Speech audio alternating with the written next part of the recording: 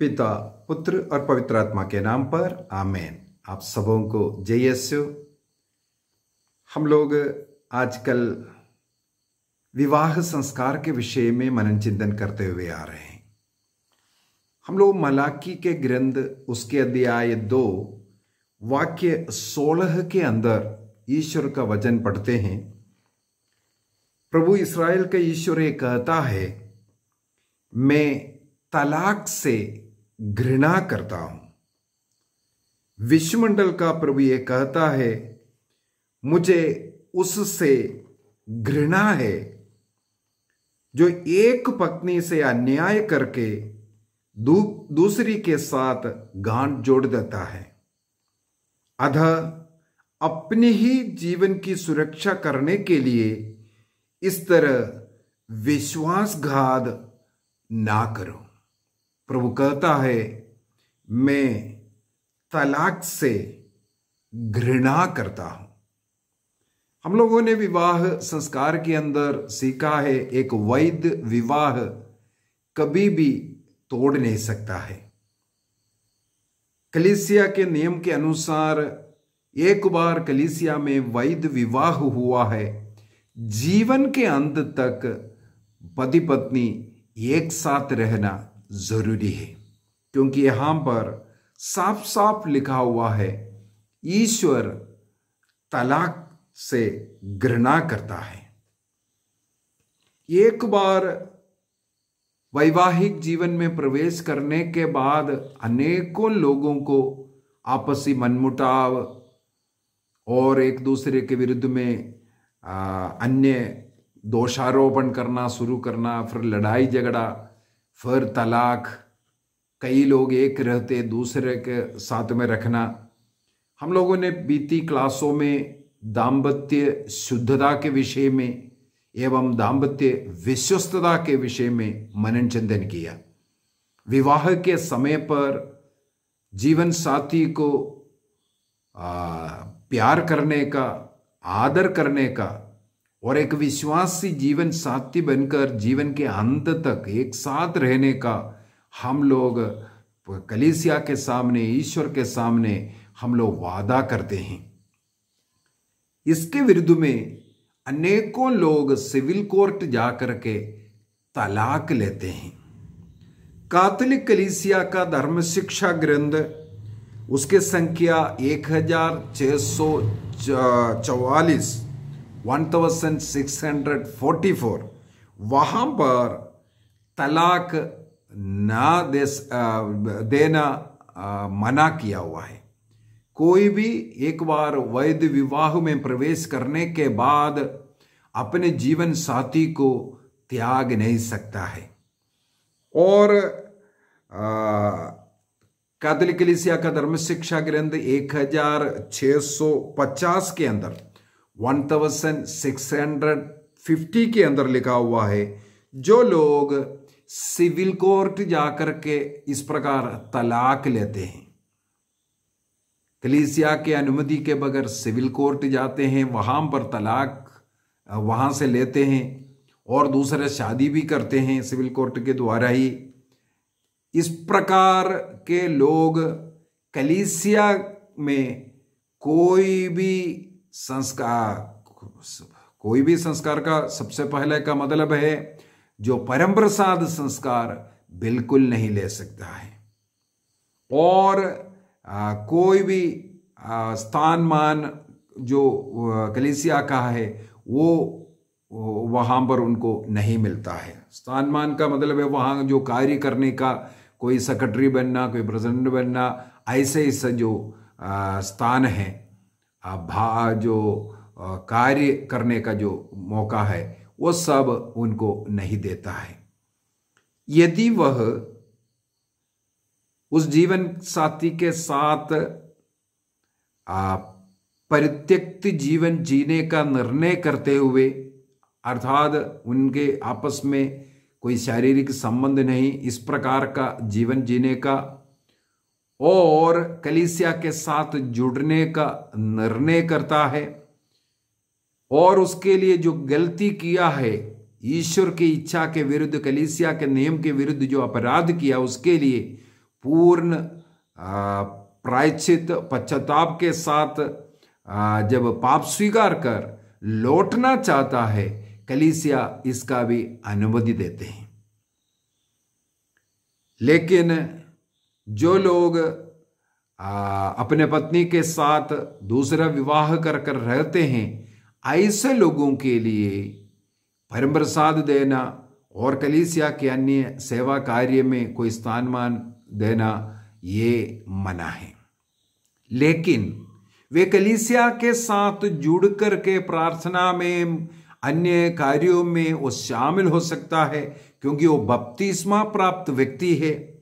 उनको बपतिस्मा प्राप्त एक क्रिस्तीय व्यक्ति के रूप में आदर सम्मान कलीसिया में मिलेगा, क्योंकि कैटेकिज्म ऑफ कैथोलिक चर्च, कैथोलिक कलीसिया का धर्म शिक्षा ग्रंथ 1651 में यह दिया हुआ है, अपना क्रिस्तीय विश्वास की रक्षा करते हुए अपने बच्चों को उस विश्वास में बपतिस्मा या अन्य सारे संस्कारों को देते हुए उनका पालन पोषण करना, और एक बपतिस्मा प्राप्त व्यक्ति के रीति में उनको कलीसिया में मान सम्मान देने का बारे में लिखा हुआ है। केवल उनको परम प्रसाद को ग्रहण करना उसके लिए मना है, संस्कार ग्रहण करना उनके लिए तब मना होता है जब सिविल कोर्ट जाकर के अपनी इच्छा से किसी को तलाक करते हैं, और उसके विषय में पवित्र बाइबल के अंदर भी सिखाते हैं। एक सवाल मेरे पास आया था, ये पूछते हुए मत्ती के सुसमाचार उसके अध्याय 5 के अंदर, मत्ती के सुसमाचार अध्याय 5 वाक्य 32, वहां पर ईसा मसीह का एक कथन लिखा हुआ है। इसके विषय में एक सवाल पूछा है, पढ़ लेता हूं। मैथ्यू चैप्टर 5:32 वहां पर लिखा हुआ है, परंतु मैं तुमसे कहता हूं, व्यभिचार को छोड़ किसी अन्य कारण से जो अपनी पत्नी का परित्याग करता है वह उससे व्यभिचार करता है, और जो परित्यक्ता से विवाह करता है वह व्यभिचार करता है। इसका मतलब पत्नी को छोड़ना और छोड़े हुए स्त्रियों का साथ विवाह करना, ये व्यभिचार के कैटेगरी में डालकर रखा हुआ है। दूसरी बात इसके अंदर यह है, ईसा मसीह ने कहा व्यभिचार को छोड़कर अन्य कारण से नहीं छोड़ना है। इसका मतलब है यदि कोई ऐसा व्यभिचार के पाप में लिप्त है, उनको छोड़ सकता है कि नहीं, सवाल यह है। फिर से एक बार बताता हूं, मत्ती के सुसमाचार अध्याय 5 वाक्य 32 वहां पर लिखा हुआ है, व्यभिचार को छोड़ किसी अन्य कारण से अपनी पत्नी को परित्याग नहीं करना, पति को परित्याग नहीं करना, जीवन साथी को परित्याग नहीं करना। इसका रिवर्स में अगर सोचेगा तो इसका मतलब है जो लोग व्यभिचार करता है उनको हम तलाक दे सकता है। इस बात को हमें यहां पर समझने की जरूरत है। यहां पर हिंदी में ये जो व्यभिचार लिखा हुआ बात है वो उसी को दिखाता है जो हम लोगों ने एक क्लास इससे पूर्व में अटेंड किया। एक विवाह को कब वैध मानता है, एक विवाह को वैध मानने के लिए मैं 7 बातों को बताकर दिया था। एक विवाह को वैध मानने के लिए उन 7 बातों को यदि पूर्ति किया है, उसके अनुसार विवाह हुआ है, तो वो विवाह वैध विवाह है। उस वैध विवाह कभी भी अलग नहीं कर सकता है, तलाक उस वैध विवाह में नहीं हो सकता है। इसका मतलब यहां पर ये जो व्यभिचार शब्द जो लिखा हुआ शब्द जो ओरिजिनल हिब्रू भाषा में इसका अर्थ था अनलॉफुल मैरिज। अनलॉफुल मैरिज मतलब अवैध मैरिज, अवैध विवाह हुआ था। तो जो 7 कंडीशन मैंने जो बोल करके दिया, उन कंडीशनों को पूरा नहीं किया। उदाहरण के लिए यदि किसी ने अपना उम्र को छिपा करके, जो लड़कियों का उम्र 18 और लड़कों का उम्र 21 साल होना है वैध विवाह के लिए, उसको छिपाया, विवाह के बाद में पता चला लड़की तो केवल 14 साल या 15 साल का था, वो 18 साल का नहीं था, वो विवाह अवैध विवाह है, वो तलाक होता है। वो अवैध विवाह, जब वो पता चल गया वो अवैध हो गया। इसी प्रकार दूसरा एक था, विवाह में अपने रोग बीमारी को, जो वैवाहिक जीवन जीने लायक व्यक्ति नहीं था, उस बीमारी को, उस कमजोरी को छिपा करके विवाह में गया, तो जब उन्हें पता चलता है वो तलाक ले सकता है, क्योंकि ऐसे जो कमजोरी के साथ विवाह करना वो अवैध है। वैवाहिक जीवन में, जो संबंध में, पति पत्नी के जो संबंध में जो रुकावट डालने वाले, यदि कोई बाधा देने वाली कोई रोग कमजोरी है, उसको छिपा करके विवाह करना भी अवैध है। तो इस प्रकार का जो अवैध विवाह हुआ है। दूसरे एक और मैंने बोल करके दिया था, बपतिस्मा प्राप्त लोगों के बीच में विवाह होना जरूरी है। मेरे पास ऐसे एक केस आया था, एक लड़की का, जो हमारा कैथोलिक लड़की का विवाह एक मुसलमान से हुआ। ये लड़की जो है एक नर्स है हॉस्पिटल का, उसी हॉस्पिटल का एक एम्बुलेंस ड्राइवर था एक मुसलमान, उनके साथ उस बेटी का विवाह हुआ था। मतलब उन लोग भाग करके अपने इच्छा से उन्होंने सिविल कोर्ट में विवाह किया। कलीसिया से चर्च तो कभी कभी जाते हैं आते हैं, केवल इतना ही था। उस वैवाहिक जीवन में उन्हें बच्चे भी हो गए, बड़े हो गए। ये लड़की पढ़ी लिखी है, वो लड़का अनपढ़ है। उसको फिर जो नौकरी भी वहाँ से चला गया विवाह के बाद, और कोई नौकरी नहीं था। इस प्रकार यहाँ वहाँ वो घूमते रहते थे, दारू पीना और अन्य बुराइयों में गिरना, अपने पत्नी को मारना पीटना भी शुरू हुआ। धीरे धीरे उसके मन में शक होना शुरू हो गया, क्योंकि लड़की पढ़ी लिखी है, अच्छी नौकरी, अच्छी तंगा, उसके तंगा में ये जी रहा है। अनेकों ऐसा कारण आना शुरू हुआ। लड़की ने आखिर में किसी वकील से मिलकर के तलाक के लिए अप्लाई किया। अभी ये लड़की चर्च आते जाते हैं, और वो लड़का मेरे से एक बार कांटेक्ट किया, मेरे से पूरा बताया।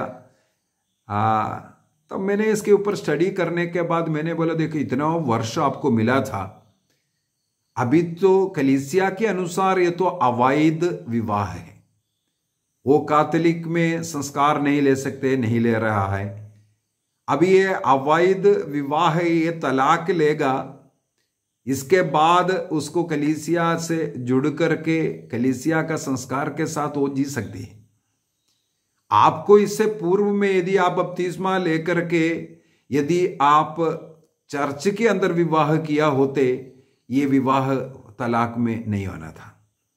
फिर भी कलीसिया में एक अनुमति है, जैसे पूर्व में ही मैंने उसको बता करके दिया था आपको।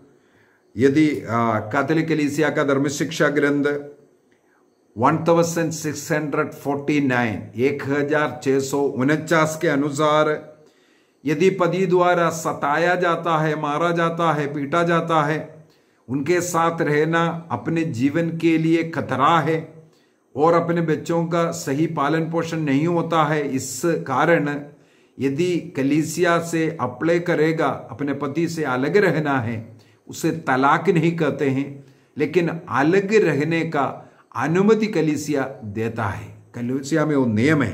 कैनन लॉ 1151 से लेकर के 55 तक, 1151 से लेकर के 55 तक कैनन लॉ और कैटेकिज्म नंबर 1649 यहां पर इस विषय में लिखा हुआ है, ऐसे अवस्था में यदि उत्पीड़न हो रहा है, जीवन साथी के साथ जीना मुश्किल है, अपने जीवन हानि का खतरा है, ऐसे ऐसे कारणों में कलीसिया स्वयं उन्हें अलग रहने का अनुमति देता है। यदि मन परिवर्तन होकर के एक होना चाहते हैं, फिर से वो एक साथ रह सकते हैं। इससे जीवन में अलग रहते वक्त वो दूसरा शादी नहीं कर सकता है। ये तलाक नहीं है, केवल अलग रहने का एक अनुमति कलीसिया में नियम बनाकर दे रहा है, साथ में रहना जहां मुश्किल पड़ता है। तो मैंने उस भाई को समझाया, आपके पास बहुत अवसर था कलीसिया में एक सही रूप से विवाह, जिसको हम लोग रेक्टिफिकेशन मैरिज कहते हैं। अगर गलती से हम लोग बाहर जाकर के सिविल कोर्ट जाकर के सब या अन्य जाति से अन्य लोगों के साथ मैरिज किया घर के और कलीसिया के अनुमति के बगैर, तो उसको कलीसिया के साथ वापस जुड़ने का एक अनुमति है, जिसे हम लोग रेक्टिफिकेशन मैरिज कहते हैं। उस रेक्टिफिकेशन मैरिज के द्वारा कलीसिया से पुनः जुड़ सकता है। यदि मान लो अन्य जाति के लोगों के साथ व्यक्ति के साथ विवाह हुआ है, वो व्यक्ति कलीसिया में कैथोलिक बनना नहीं चाहते हैं, तब भी कलीसिया अनुमति देते हैं। जो अन्य जाति का व्यक्ति है वो अन्य जाति का ही रहेगा, लेकिन कुछ शर्तों के ऊपर कलीसिया में उनका विवाह होकर वो जो कैथोलिक व्यक्ति है, कैथोलिक विश्वास में आगे बढ़ने के लिए उनको मौका मिलता है। सबसे पहले का शर्त ये है, इस विवाह कलीसिया में होने के बाद अन्य जाति में जाकर के विवाह नहीं करेगा, उनके रीति रिवाज में दूसरा शादी नहीं कर सकता है। कभी कभी कोर्ट में किया, इसके बाद चर्च में आकर के करने के बाद फिर मंदिर में भी जाना, ये अनुमति नहीं है। एक बार कलीसिया कैथोलिक कलीसिया में विवाह करवाएगा, इसके बाद पूर्ण तौर पर कैथोलिक विश्वास में वो कैथोलिक व्यक्ति को रहना जरूरी है, अन्य व्यक्ति को जरूरत नहीं है। चाहे गैर कैथोलिक हो या गैर ईसाई हो, वो दोनों अपने ही विश्वास में रह सकता है, अपने कलीसिया में या अपने जाति में रह सकता है। लेकिन जो कैथोलिक व्यक्ति है, चाहे स्त्री हो या पुरुष, उनको कैथोलिक बने रहने देना है। तब कैथोलिक कलीसिया में वो विवाह करके देता है, पहला शर्त। दूसरा, उनके जो संतान है उन्हें कैथोलिक विश्वास में रखना जरूरी है। ये दो मुख्य शर्त के ऊपर स्थानीय बिशप के अनुमति के द्वारा उनका रेक्टिफिकेशन मैरिज कर कलीसिया में जुड़ सकता है। यदि बपतिस्मा लेकर के जो अन्य जाति का हो या अन्य कलीसिया में गया था, वो दोनों कैथोलिक बन करके रहना के लिए तैयार है, वो सबसे इजी है, कोई शर्त नहीं है, कैथोलिक विश्वास में आगे बढ़ना है। तो कलीसिया हमेशा चाहते हैं कलीसिया से, कलीसिया का मतलब है ईसा मसीह का शरीर का अंग, प्रभु का शरीर का अंग, प्रभु में रहना, ये कलीसिया चाह रहा है। कलीसिया से बाहर, ईसा मसीह के शरीर से के बाहर कोई ना हो, उनको स्वर्ग राज्य नष्ट ना हो, सबों को मुक्ति मिले, ये कलीसिया चाहते हैं। इसलिए ऐसे कठिन परिस्थिति में भी कलीसिया अपने को झुकाते हुए जो विश्वासी है उनका स्वागत करते हैं। तो कलीसिया में अलग रहना, तलाक देना, ये मंजूर नहीं है। पॉलिन रूल के अनुसार संत पौलुस क्या सिखाते हैं? कुरिन्थियों का पहला पत्र अध्याय 7, 1 कुरिन्थियंस चैप्टर 7 में यदि हम लोग उसका 12 से पढ़ करके जाएंगे, 10-11 पढ़ते हैं, 10-11 वाला नहीं, यहां पर 15 में, सबसे पहले 15 को पढ़ते हैं।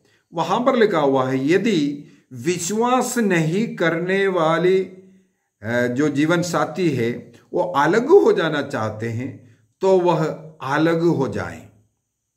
ऐसी स्थिति में विश्वास करने वाला भाई या बहन इसमें बाध्य नहीं है। तो तलाक यदि अविश्वासी व्यक्तियों के साथ हुआ था, कलीसिया में ही हुआ, लेकिन जो अविश्वासी व्यक्ति अलग होना चाहते हैं वो अलग हो सकता है, जा सकता है। तब भी कहते हैं जो विश्वासी व्यक्ति है, जो कैथोलिक व्यक्ति है, अपने विश्वास में दृढ़ रहे। तो उसको वो जीवन साथी अगर अलग हो गया, तलाक देकर के चला गया, सिविल कोर्ट जाकर के नहीं, कलीसिया में था लेकिन वो अलग होना चाहे चला गया, वो अनुमति दे रहा है क्योंकि वो अविश्वासी था। अविश्वासियों को कलीसिया से अलग होने का अनुमति मिलता है। तब जो कैथोलिक है उनको संस्कार, परम प्रसाद सब मिल जाता है। जब तक वो जुड़ कर के रहना चाहता है वो जुड़ के रह भी सकता है। और कुरिन्थियों का पहला पत्र अध्याय 7 का जो 10 पहले जो मैं पढ़ रहा था, विवाहितों का मेरा नहीं बल्कि प्रभु का यह आदेश है कि पत्नी अपने पति से अलग ना हो। अलग ना होने का अर्थात तलाक मना करते हैं। रोमियो का पत्र अध्याय 7 को भी पढ़ लेते हैं। रोमियो का पत्र, रोमन्स चैप्टर 7 वाक्य 2 और 3 को पढ़ते हैं। वहां पर भी मूसा नबी का, जैसे मत्ती के सुसमाचार अध्याय 5 में ईसा मसीह से सवाल किया था, मूसा नबी ने जो नियम दिया तलाक का, तो यहां पर भी मूसा की संहिता से कब मुक्ति मिल सकता है, ये तलाक वाला जो मामला है ये कब मुक्ति मिल सकता है। वाक्य 2 और 3 को पढ़ते हैं। 2 में क्या लिखा है, विवाहित स्त्री तब तक विधि द्वारा या नियम द्वारा तब तक पति से बंधती रहती है जब तक पति जीवित रहता है। उनके मरने के बाद वो जो बंधन है वो टूट जाता है। अर्थात जीवन साथी के मृत्यु के बाद ये जो नियम है ये नहीं है। इसके बाद आप दोबारा शादी कर सकता है। इसका मतलब हो गया जब तक को जीवित है तब तक तलाक नहीं हो सकता, दूसरा विवाह नहीं हो सकता है। कलीसिया में तलाक नहीं देता है, जो वैध विवाह हुआ उसका तलाक नहीं होता है। मार्कुस का सुसमाचार उसके अध्याय 10 उसको भी थोड़ा पढ़ लेते हैं। मार्कुस का सुसमाचार उसके अध्याय 10 वाक्य 1 से विवाह के ही विषय में लिख करके आ रहा है। और पुराने विधान में जिस प्रकार आदम हेवा का विवाह के बाद ईश्वर ने कहा, इस प्रकार जो नर नारी ईश्वर ने बनाया, इस कारण पुरुष अपने माता पिता को छोड़ेगा और दोनों एक शरीर हो जाएंगे। और ईसा मसीह आगे कहते हैं अब से वह 2 नहीं बल्कि एक शरीर है। इसलिए जिसे ईश्वर ने जोड़ा है उसे मनुष्य अलग नहीं करे। मनुष्य सिविल कोर्ट जा करके या लड़ाई झगड़ा कर करके इस प्रकार अलग नहीं हो सकता। ये इस प्रकार विवाह को एक संस्कार बना करके ईसा मसीह ने जीवन के अंत तक एक साथ रहने वाला एक संस्कार के रूप में इसको बताया। तो शिष्यों ने पूछा ऐसा कैसे हो सकता है। हम लोग मत्ती के सुसमाचार अध्याय 19 में भी पढ़ते हैं, उसके वाक्य 11 में प्रभु कहते हैं जिसको कृपा मिला है उन्हीं को ही सब संभव है। तो यहां पर प्रभु क्या कहते हैं, वाक्य 12 में जाते हैं। वहां पर वाक्य 11, जो अपने पत्नी का परित्याग करता है और किसी दूसरी से विवाह करता है वह पहली के विरुद्ध व्यभिचार करता है। मत्ती अध्याय 5:32 में हम लोगों ने यही पढ़ा था, जो परित्याग करता है उसके विरुद्ध व्यभिचार है। यहां पर लिखा है जो परित्याग कर दूसरे से विवाह करता है वो अपने पहली के साथ व्यभिचार का पाप है। और अपने पत्नी यदि पत्नी अपने पति का परित्याग करते और किसी दूसरे पुरुष से विवाह करती है वह भी व्यभिचार करती हैं। यहां पर साफ साफ हमें बता कर दिया है कलीसिया में ईसा मसीह ने एक नियम दिया हुआ, वो नियम आज भी जारी है। तलाक नहीं हो सकता है। जो तलाक करता है उन्हें परम प्रसाद ग्रहण करना एकदम मना है। कलीसिया में कोई जो समुदाय के जो सेवा करने वाला जो स्थान है, सेक्रेटरी, ये सब बनना ये सब मना भी हो जाता है। चर्च आ सकता है, प्रार्थना में शामिल हो सकता है, अपने बच्चों को विश्वास में बढ़ा सकता है, उनको संस्कारों को दे सकता है, यह सब अनुमति है। लेकिन ये जो गलत किया हुआ वो पति पत्नी ये जब तक कलीसिया से दोबारा जुड़ेंगे नहीं तब तक इन संस्कारों को ग्रहण नहीं कर सकता। मैंने 5 रिश्तों के विषय में सिखाया था। वैवाहिक जीवन में 5 रिश्ता बनाए रखना है बोल करके। यदि आपको याद है, सबसे पहला वो जो रिश्ता रिलेशन ईश्वर के साथ, हमारे वैवाहिक जीवन को पति पत्नी को एक शरीर एक तन एक मन बनाने वाला ईश्वर हमारे वैवाहिक जीवन में होना जरूरी है। जहां ईश्वर को हम पहला स्थान दिया, प्रार्थना भक्ति के साथ, मिस्सा बलिदान के साथ, ईश्वर का वचन पढ़ते हुए, वचन के अनुसार पवित्र जीवन जीते हुए, ईश्वर के नियम के अनुसार पहला स्थान ईश्वर को दिया, जीवन साथी को नहीं बल्कि ईश्वर को दिया, तब वो पति पत्नी एक हृदय एक मन होकर के जीवन जी सकता है। वहां तलाक का कोई जरूरत नहीं है। दूसरा जो रिलेशन रिश्ता मैंने बोला, माता पिता, सास ससुर, अपने घर के बुजुर्ग लोग, हमारे गुरुजन लोग, ऐसे लोगों का आदर सम्मान करना। और तीसरा बोल करके दिया था अपने भाई बहनों के साथ, घर में रहने वाले भाई बहन हो या पड़ोसी हो, उनके साथ भी एक मधुर संबंध बनाए रखना जरूरी है। चौथा रिलेशन के साथ हम लोगों ने सीखा था, अपने ईश्वर जो बच्चों को दान के रूप में देता है, सब बच्चों को ईश्वर का दान समझ करके ग्रहण करना, स्वीकार करना और उनका पालन पोषण करना, उनको पढ़ाना लिखाना, ये सब कार्य।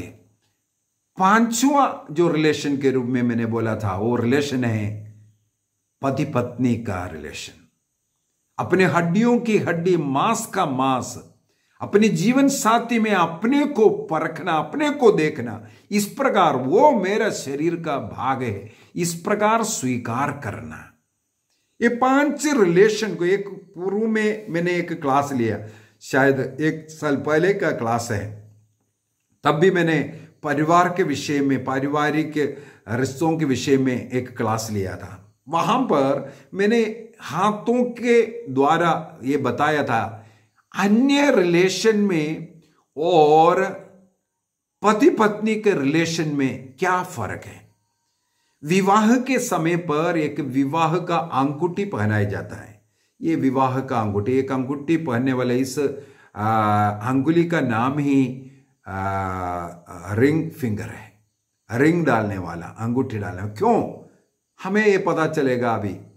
सबसे पहले हम लोग प्रार्थना करने वाला घर बनना है, पति पत्नी है ना, दोनों विवाह के द्वारा जुड़ना। विवाह के द्वारा मैंने बोला सबसे पहला हमारे बीच में सबसे बड़ा स्थान, पहला स्थान ईश्वर को देना। इसका मतलब हमारे हाथ अगर जुड़ेगा, इसमें सबसे बीच वाला, सबसे ऊंच वाला और बीच वाला जो फिंगर है वो ईश्वर को दर्शाता है, और जो मोटा ये जो फिंगर है माता पिता को दर्शाता है, और ये जो फिंगर है वो भाई बहनों को दर्शाता है।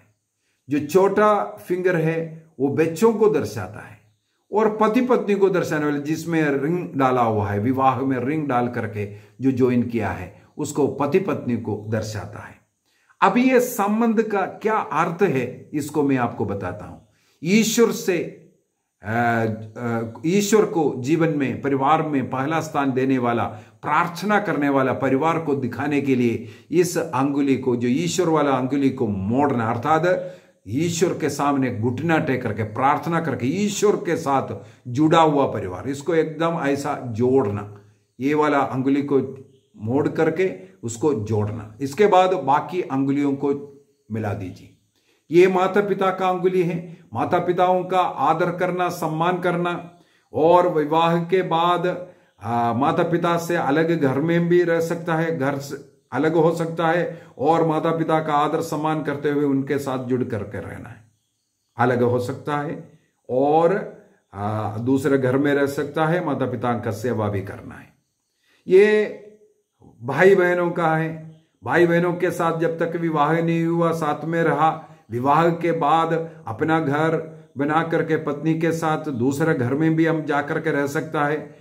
नौकरी के कारण, ऐसे ऐसे कारण में हम लोग अलग होकर के रह सकता है, लेकिन उनके साथ भाई बहनों का जो प्रेम संबंध भी रखना है, अलग रहना भी है। बच्चों को ईश्वर ने जो दिया, उनको ईश्वर के नाम पर स्वागत किया, पढ़ाया लिखाया, उनका विवाह कर करके उनको भी अपने घर से अलग कर सकता है। अभी रह गया एक अंगुली, वो है पति पत्नी वाला जो फिंगर, जो रिंग फिंगर है। हम उस ईश्वर के साथ जो जुड़ा हुआ उसके साथ जुड़ करके रखिए। इसके बाद बाकी सब माता पिता से अलग रह, घर बना करके रह सकता है, भाई बहनों से रह सकता है, बच्चों को भी अलग कर सकता है, लेकिन पति पत्नी का जो अंगुली है उसको थोड़ा अलग करने के लिए देख लीजिए, वो कभी अलग नहीं होता। कोशिश कीजिए, अपना पूरा ताकत लगा कर देखिए। यदि ईश्वर के साथ जुड़ा हुआ वैध विवाह हुआ है तो ये जो अंगुली है ये कभी अलग नहीं हो सकता। ये नेचुरल तरीके से, कुदरती तरीके से हमारे शरीर में ईश्वर हमें सिखाता है, इसलिए इसको रिंग फिंगर कहते हैं। इसमें रिंग, शादी का जो अंगूठी इसलिए डालता है। ये हमें सिखाता है तलाक, पति पत्नी कभी अलग नहीं रहना, पति पत्नी अलग नहीं रहना, दो कमरे में भी नहीं रहना, हमेशा एक साथ रहकर, एक साथ जुड़ करके, एक हृदय एक आत्मा बन करके ईश्वर को धन्यवाद देना, स्तुति करना, इस प्रकार घर को स्वर्ग बनाना। आइए हम अपनी आंखों को बंद करें। हमारे जीवन साथी के प्रति यदि कोई नफरत है, कुछ भी शिकायत है, ईसा मसीह के क्रूस के साथ उसको डाल दीजिए। हमें वैवाहिक जीवन में बुलाया है। विवाह एक बलिवेदी है। मसीह के उस क्रूस के साथ वैवाहिक जीवन को जोड़ना है। वैवाहिक जीवन का दुख तकलीफ उठाने की शक्ति प्रभु हमें देगा। जीवन के अंत तक साथ में रहने की शक्ति प्रभु हमें देगा। क्रूस उठाने वाला ईश्वर, शरीर में घायल होने वाला ईश्वर, दूसरों द्वारा निंदित तिरस्कृत वो यीशु, थूकना, थप्पड़ मारना, सब कुछ प्रभु ने सहन किया, नंगा किया, अपमान को सहन किया। उस प्रभु ईसा मसीह के दुख कष्ट के साथ हमारे वैवाहिक जीवन का दुख कष्ट को समर्पित कीजिए। अपने जीवन साथी के लिए इस प्रकार सहन करते हुए, क्षमा करते हुए, प्यार करते हुए प्रार्थना करें, उनका मन परिवर्तन के लिए। जो दुख कष्ट हमें सहन करने के लिए मिल रहा है, उसके द्वारा हमें वो स्वर्गराज, मुक्ति, अनेकों पापों का, अनगिनत पापों का मुक्ति मिल जाए। ईसा मसीह के दुख भोग के साथ हमारे दुखों को अर्पित करेंगे, उस दुख में आनंद हो जाएगा, उन कष्टों को उठाने का शक्ति देगा। निर्णय कीजिए। वैवाहिक जीवन में जो भी तकलीफ हो रहा है, कष्ट हो रहा है, जीवन साथी के द्वारा, अपने सास ससुर के द्वारा, अन्य लोगों द्वारा जो तिरस्कार हो रहा है, कष्ट झेलना पड़ रहा है, अपमान सहना पड़ रहा है, जो हमारे जो स्वप्न था वो सब टूट गया, निराशा की उस अवस्था, प्रभु यीशु मसीह की क्रूस की ओर देखिए। इस संसार के विवाह उस स्वर्गीय विवाह का एक छाया मात्र है। हमारा विवाह यीशु मसीह से हुआ है। हम सब प्रभु यीशु मसीह के हैं और इस संसार के जीवन साथी के साथ रहकर उस मसीह के साथ एक होने के लिए हम लोग इंतजार कर रहा है। इसलिए इस संसार में, इस वैवाहिक जीवन में जितना भी कष्ट उठाना पड़े, मसीह के साथ उठाए,